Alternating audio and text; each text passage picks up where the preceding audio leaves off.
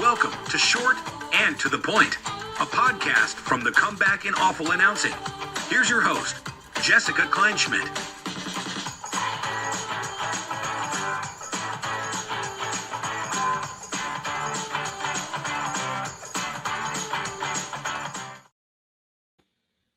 Hey everyone, welcome back to another episode of Short and to the Point. Jessica Kleinschmidt here on the Comeback and Awful Announcing.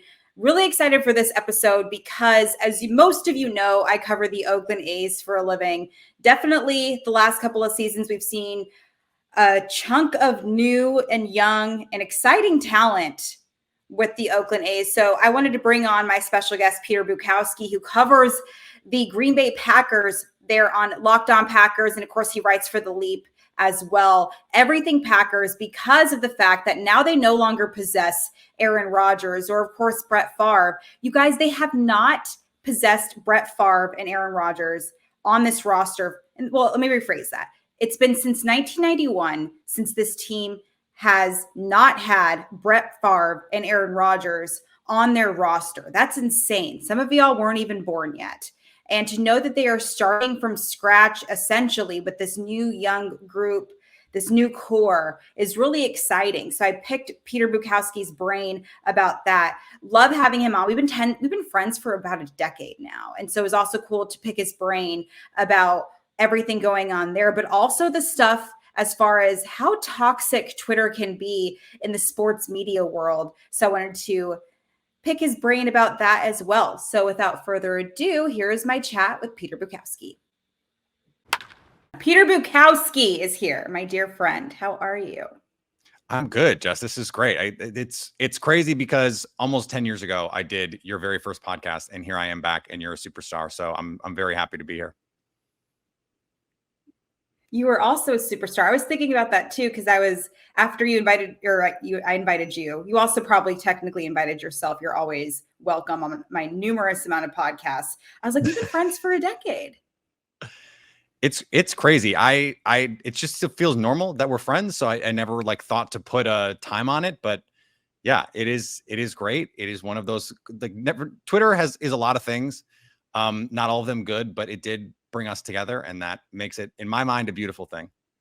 Let's talk about that before we get into the Aaron Rodgers stuff, because I told the story about me and your friendship constantly. We've been literal friends for a decade. And I'm not just like, you FaceTimed me when we found out Theo was going to come in the world. Like, we're legitimate That's good right. friends. I sent Elena a fiance package when y'all got engaged, all these things. Yeah. You and I have never physically met in person. No, it's actually crazy. There was one other friend of mine who was like that. And we are now business partners, and we have met, I think 3 times in person, but one of them was my wedding when I saw him for 2 minutes. Yeah. Like, that is it. The internet does a great job of making some people feel isolated, and it can do that, I think, for everybody at times. Like, Instagram makes you feel like, oh, they're living their best life. Why am I not? All that stuff. But it is a social network first and foremost. It connects people. And sometimes it can do that in toxic ways, but there are a lot of times when it can connect people in really amazing ways. And you find your people, you find your community. Like, Twitter has given me a lot of opportunities to meet really incredible people. And I'm really grateful for that opportunity, for the platform, but for the people that I've been able to meet along the way. It's really a really cool thing. And it helps people. And I'm sure you feel this way, that, you get a chance to just I can just send someone a DM that I want to talk to quickly. Yeah. Now, that has its downsides too, especially women in media. I'm preaching to your choir on that. Mm-hmm. But the ability to just, for a fan, to say, hey, it's really great that you get to do this, or that I really like this thing you did. That's such a cool thing that sometimes I think that can get lost. I try and be appreciative of that. I don't know if you feel the same way. I definitely do. But it's interesting because we're on the same page as far as the opportunities that social media has presented to our lives. And sometimes to take a step back, Twitter is the reason I get a paycheck every 2 weeks. It blows my mind. But the one thing that you mentioned very first and foremost was the term toxic. So obviously something happened to us where we use that term. It's not always puppy dogs and candy canes. So tell me about the toxicity, because I feel like recently, with now You're not going to be able to block people anymore. Are you going to Yeah. start doing the thread thing because Twitter is kind of going away? Like, it's hard for me to say that I would leave Twitter. I'm not going to leave Twitter until it's like dead and buried and in the ground, because it's just too, I've built too big a following there. Yeah.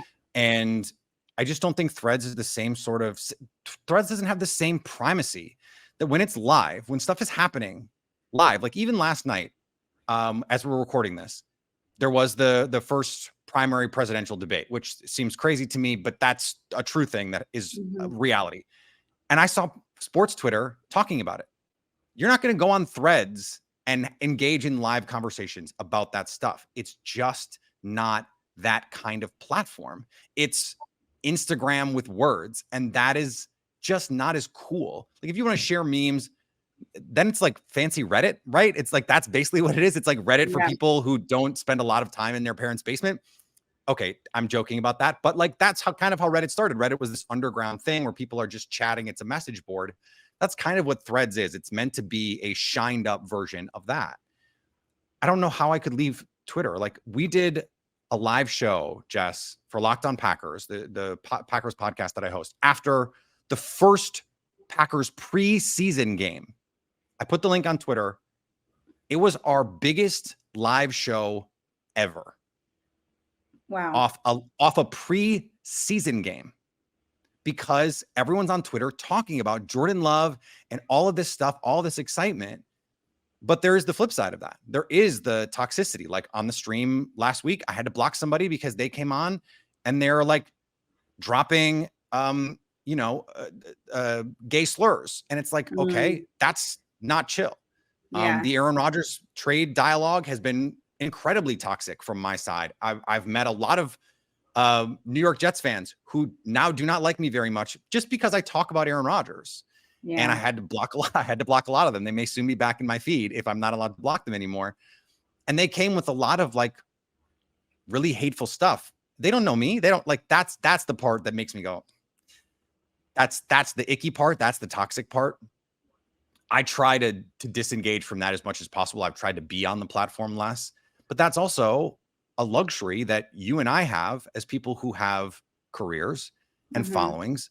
For someone with 1,000 followers who's trying to build a brand, trying to become a content creator, they don't have the luxury to check out the same way. Like Pam Oliver, who does sidelines on Fox, never been on Twitter, but she gets to make that choice because she was a successful person before Twitter became a thing. And she's just like, I don't want that. I've opted out. And I respect it so much that she's just like, I'm out. I'm not doing it. But I still do kind of love it. There are times when like I'll start an argument just to start an argument. And I get itchy to go back and like jump in and get back into the argumentative part just because I'm like bored. Like let's have a conversation. So yeah, but the toxic part, there's no way to legislate it out. You're just never going to get rid of that faction of people that just want to be mad online.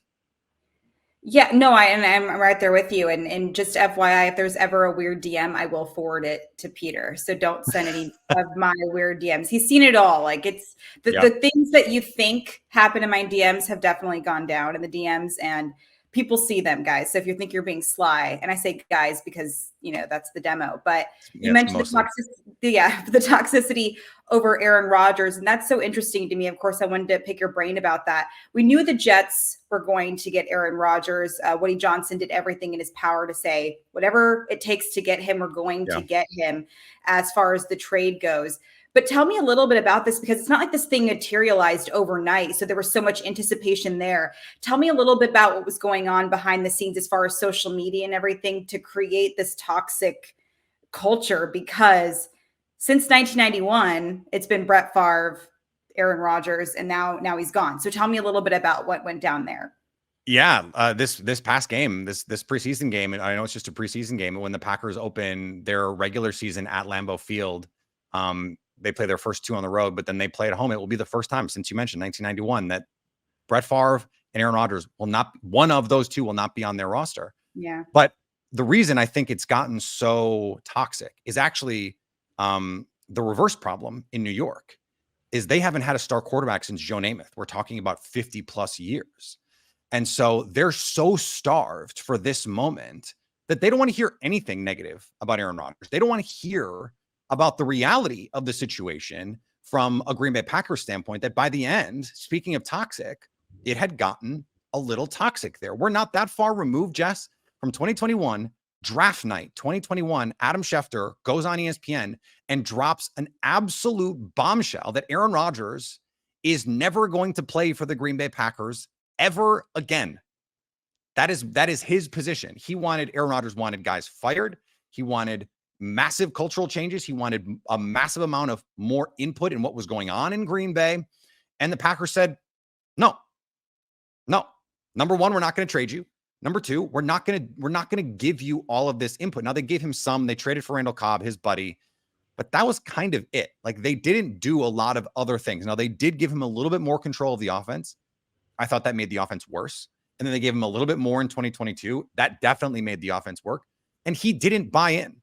The Packers were ready to see Aaron Rodgers go just as much as Aaron Rodgers was ready to leave this offseason. This was as amicable as a breakup can be between a superstar and his team that wasn't injury related. Like, the Colts moved on from Peyton Manning only because they were getting Andrew Luck, who was the most sure thing in the draft since Peyton Manning, at least since Peyton Manning, maybe since John Elway. So that was a different situation. The Packers had Jordan Love. Part of moving on from Aaron Rodgers was just moving on from Aaron Rodgers. Mm-hmm. And he gets the most money ever in a contract extension in 2022. $150 million, $50 million a year. Flamed Diana Rossini, who reported that he wanted to be the highest paid player in the league. And then guess what? He signed a contract to be the highest paid player in the league. The numbers were a little different than what Diana was reporting, but that really aggravated me, that he would go personally after a reporter who was reporting something accurately. And then he signed the contract, and then it's like, oh, well, sorry. That kind of stuff is really frustrating. And it's why a lot of Packer fans, not that, but that is one of the things that Packer fans were just ready to see him go, just ready to have a normal person play quarterback. And that's hopefully what Jordan Love is. That's what Jordan Love seems to be. He's just like, he's on a boat in, the Wisconsin Dells or like Door County in Wisconsin, partying with his teammates while Aaron Rodgers is at Taylor Swift. Like, that is sort of where this difference is. Packer fans, blue collar fan base, they're ready to see someone who's just a normal dude and is not going to go on podcasts talking about his ayahuasca use, be their quarterback. But the Jets fans got so caught up in getting Aaron Rodgers that it became like, you can't say anything about this guy. We're just so excited to have him, which is fine. Be excited. But understand there is this other part of it. And I'm pretty sure we're going to see it this year. I think we're going to see some of the nasty stuff. And there was that first hint, Jess. Randall Cobb, there's a little clip of him saying, like, he's frustrated with the level of play right now in the receiver room. He's not going to say it yet, but when he does, you'll hear it. And if he can't trust you, he won't throw you the ball. That's Randall Cobb prepping the receivers for the explosion that's coming. That is Aaron Rodgers. It's been all post breakup. It's been all rebound chick mentality, big X energy. Let me post all of my social media. I'm at Taylor Swift.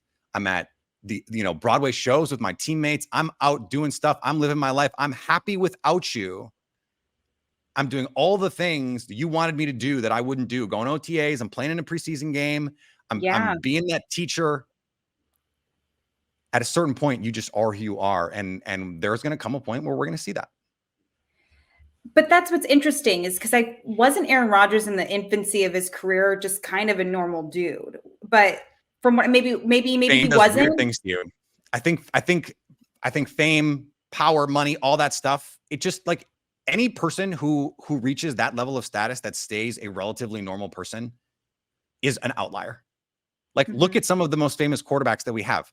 Tom Brady won't eat raspberries. He won't eat strawberries. He's kind of a weirdo. Russell Wilson is a certified weirdo. Like, even people in the NFL are making fun of what a just weird dude that guy is. Like, they're not bad people. They're just kind of weird.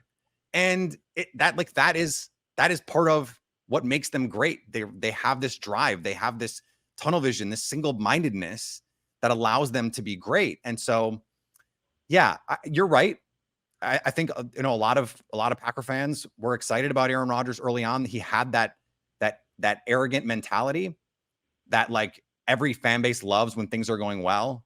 Like, oh yeah, my guy, he's kind of a jerk, and he's our jerk, and he's a jerk to you. He makes you guys mad. And there are so many stories of players. Like there's this great anecdote. I remember Kevin Clark put it in his story, and I've heard similar stories over the years where Rodgers, before the snap, would see a defense move, and he'd look and he'd find a player, he'd smile at them, snap the ball, and then make a big play. And it's just sort of like that kind of stuff is awesome when everything's going well. Yeah. But then that mentality when things aren't going so great, I talk about it like peacetime general, wartime general. It's one thing to be a peacetime general and everything's going well. That is a certain kind of personality. But are you a wartime general when the chips are down? What kind of player, what kind of person, what kind of leader are you? This is true in life, not just football.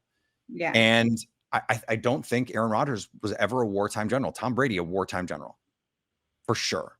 Aaron Rodgers, look at the numbers when he's trailing. Like it's just, they don't look the same. And so I'm interested to see if Jordan Love becomes successful. Like, does he follow the same path? Does he, start going on ayahuasca retreats and dating celebrities and, all that stuff? I don't know. We'll see. We'll talk about Jordan Love here in a bit, but you mentioned the ayahuasca, the darkness retreat, if you will. Yeah. What were your thoughts when you heard about this? Because I just remember being so emotionally invested in Aaron Rodgers. That's why I started following him over the years, of course, you can't ignore what Aaron Rodgers does. But after he did this darkness retreat and then everything that we paid attention to in his personal life, what were your thoughts when he went on this retreat? It seemed a little on the nose to me. Like over the last 2 years, going back to 2021, he sort of came back with this mentality. He was, sort of preaching this Zen mentality. He'd been reading these books on astrology and Buddhism and, a lot of alternative medicines and those kinds of things. And look, I'm a big proponent of self-care. I think a lot of like therapy and those kinds of things can be really beneficial to a lot of people. So I don't want to make it seem like I'm making fun of those things. I'm not. But he came back with this, it was almost a caricatured approach to it. So we hear about the ayahuasca and he talks about the benefits of that. And then this darkness retreat just seemed like I have to take it one more level to, weird, non-mainstream to be sure. And look, these things could be super helpful. I have no idea.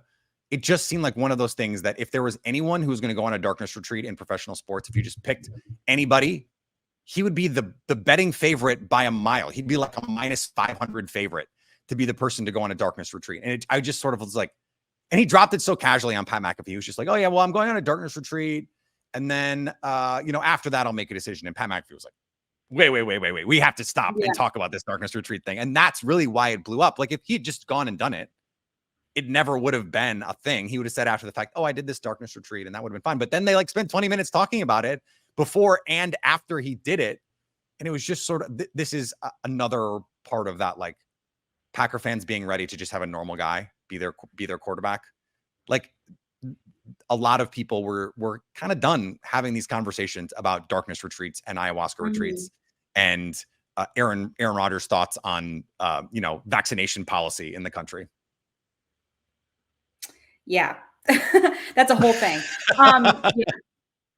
So you mentioned Jordan Love. I really like this guy. And he said something that really resonated with me. He knows he's got these big shoes to fill. It doesn't matter who you're taking over for. But when it comes to Aaron Rodgers, he's very aware of the high caliber of a player he was. But he said, just because I have these high expectations, you don't have to change who you are. You don't have to change who I am. Just sounds like a really solid guy leading this core. And I know you're a big Christian Watson guy. Of course, Dobbs is heading there with this young core. Tell me about Jordan Love and how he's able to, and it's a tough offense you have to take over with LaFleur and the Shanahan defense or offense, of course. Tell me about him. Is he the real deal? It just feels like he's just stays even keel. He's got a high, maturation rate. He seems like the real deal. It is interesting because, Rodgers, because he was from California, it became an easy cliche to say he's California cool. But Aaron Rodgers was never California cool. Not in the way that we think of California cool. He's Berkeley cool. He went to UC Berkeley. He's Northern California cool. He's that guy. Jordan Love is much more, and even though he's not from, really Southern California, Bakersfield, it's not like he's from LA. It's not like he's from Hermosa Beach or something, but he is much more of that just sort of laid back, calm, confident, quiet confidence kind of guy. He's not going to be the guy who's out there MFing receivers and that kind of stuff. It's just not what he does. But in the Patriots game, guy comes in late as he's sliding. He gets up talking, he gets up fired up, and his teammates come over. And that was reflected, I think, in a lot of the comments that you've heard from Packers players. And I went back and I talked to his high school coach. I talked to his college coach, and they're like, he is going to be Gary Anderson, his Utah State coach, said this. You don't normally hear college coaches blame players. I mean, certainly not everyone, which is basically what Gary Anderson did on Locked On Packers. He said, Jordan Love did not have a chance to succeed his last year at Utah State because we just didn't have the people around him to do it. We didn't have guys. All his guys graduated. Some of them went to the NFL. You're talking about all new guys running a new offense. And Anderson was like, Love could do it. Jordan Love could do it. He's going to be better in the NFL. This is what he said. He's going to be better in the NFL when he's given more responsibility because he's so smart. He's so capable that he's going to be able to handle the 400 level version of the offense, not just the 101 version of level of the offense, which is what we were doing in his last year at Utah State. And so he's having to make forced plays, try and be a playmaker outside structure, and then forcing the ball into coverage. It's why his interceptions went way up. It's why some of the decision-making, fell off a little bit. But if you talk like AJ Dillon, Packers running back, was like, we're ready to run through a wall for Jordan Love. Mm-hmm. And he just is the guy who is going to just be calm, cool, collected. And he plays that way, Jess. In the pocket, there's no rushing him. Like Matthew Judon from the Patriots, who's a Pro Bowl caliber, all pro caliber pass rusher. After 2 joint practices, that got chippy, that got heated. There were fights. It was intense. It was like you'd have thought this was Packers Bears all week. It was Packers Patriots. And Matthew Judon was like, he's poised. You couldn't rattle him. And there is no better compliment a pass rusher can give a quarterback because that is his job, right? To just rattle the quarterback. There's no better compliment you can give a quarterback than he didn't seem phased. He played with poise. That's like the number one trait to me with a quarterback is poise under pressure. Mm-hmm. How do they play in adversity situations? And from what we've seen so far from Jordan Love, that one start he got against Kansas City when Steve Spagnuolo blitzed the daylights out of him, he had, I think, one turnover-worthy play. He didn't force the ball into coverage. He didn't panic. And Matt LaFleur talked about it after the game. He said, we had a bad plan for the pressure, but I love that Jordan kept battling. He never looked phased. It never looked too big for him. And that's what he's going to have coming in and filling in for Aaron Rodgers, which is what Aaron Rodgers had. It never felt too big for Aaron Rodgers taking over for Brett Favre. In fact, he was like, I'm sure probably thinking a year in, I'm ready to do this. And I'm sure Jordan was too. So Jordan Love is ready. He feels ready. And most importantly, I think the coaches and his teammates feel like he's ready, which I think tells you everything you need to know. And tell me a little bit more about that, because how do you evaluate a guy, what his strengths are, if the guys around him aren't able to step up? That makes it so tough, right? I mean, it is the problem with evaluating quarterbacks. It's the problem with evaluating any player at the collegiate level. Like I am someone who gets heavy into the draft. I love it. We do a lot of coverage at Locked On about it. So I have to have a pretty deep knowledge of all of these guys. And I watch receivers especially. And I'm like, oh my God, like, can we get this guy a quarterback, please? Because it's so hard to evaluate. Like if the ball is 10 feet over his head or at his feet, or he has to dive for it every play, or the quarterback can't read the field, but he's open, how am I supposed to evaluate that guy? It's really, really hard. And it's in a lot of ways even harder for a quarterback because he relies on everyone else to be in the right place at the right time. It's why I think, and I've been hard on Aaron Rodgers the way he played last year, and I stand by those criticisms, but it was difficult to evaluate him based solely on the numbers because the Packers were among league leaders in drops. You're talking about Christian Watson and Romeo Doubs, who I think are incredibly talented, but Rodgers it's so timing and chemistry based with him. He needs to know you're going to be exactly where he needs you to be, or he's not going to throw it. Even if you get open, he's not going to throw it if you're not where you need to be when he expects you to be there. So how much of the struggles last year were based on that? Were based on this lack of chemistry. The young, you're talking about 2 rookies. Samori Toure, another rookie, had to play a big role. So how much of that was on Aaron Rodgers and how much of that was on these players? Well, those are the players Jordan Love is going to have to play with this year. Yeah. So how much of those struggles are going to translate? How much of them go away because those guys are in year 2 and they had those struggles in year 1? That's what makes it hard, I think, to project what Aaron Rodgers is going to be in New York, because it's so difficult to evaluate what he was last year in a situation where, number one, he didn't go to OTAs and build chemistry with those guys, didn't play in the preseason when Christian Watson was healthy to build those reps. So it's hard to evaluate. And I think there are going to be times when it is hard to evaluate the way Jordan Love played this year because it's such a young team. Jaden Reed, he's a second-round pick, rookie, going to play a big role on this team. Luke Musgrave, the Oregon State tight end, who they absolutely love, Jess.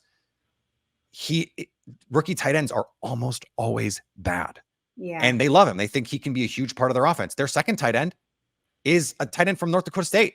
He is another rookie, a third-round rookie. So when you rely that heavily on young players, there's going to be growing pains.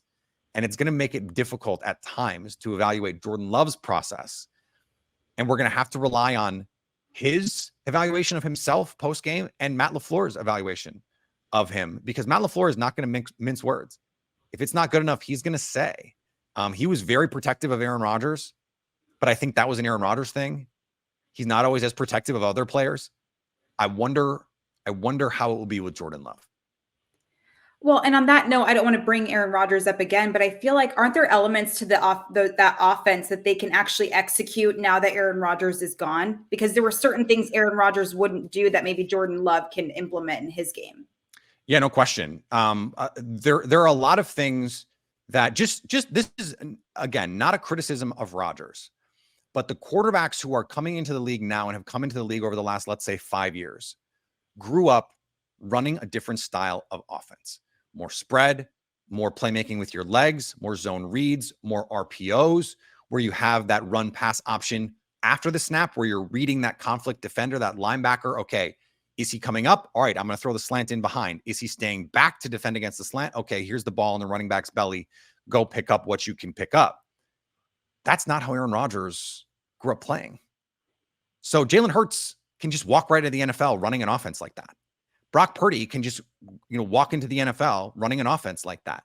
Aaron Rodgers can't. Well, Jordan Love has done those things. He's played that way. And so that makes it easy. And he's got a little more athleticism at this point in his career than Aaron Rodgers does at this point in his career. I think he probably has similar athleticism to what Rodgers had at his prime. He's not like a Jalen Hurts, Lamar Jackson, going to beat you with his legs kind of runner, but he is someone who can make plays. We saw it against the Patriots, pick up a first down, escaping pressure. So there are certainly going to be elements of this offense that were just there. They're built in, that they just didn't call last year. Play action is something that's like a whole broad umbrella. Aaron Rodgers does not love under center play action, does not like to turn his back to the defense. Well, Jordan Love never really had to do that. So I don't know that Jordan Love has takes on that. Like, does Jordan Love have a negative feeling about play action? I honestly do not know. But I think Matt LaFleur is going to go in and say, let's try it. Let's do it. Let's see if we can train Jordan to do this stuff. It's going to look a lot different than the stuff that Jordan Love was used to doing at Utah State. But he's been doing it for 3 years now. So what is the learning curve left for him? There's absolutely elements of this offense that we're going to see, or we're going to see more of with Jordan Love than we would have with Aaron Rodgers. And again, it's not a criticism of Aaron Rodgers. He just wanted to play a different style.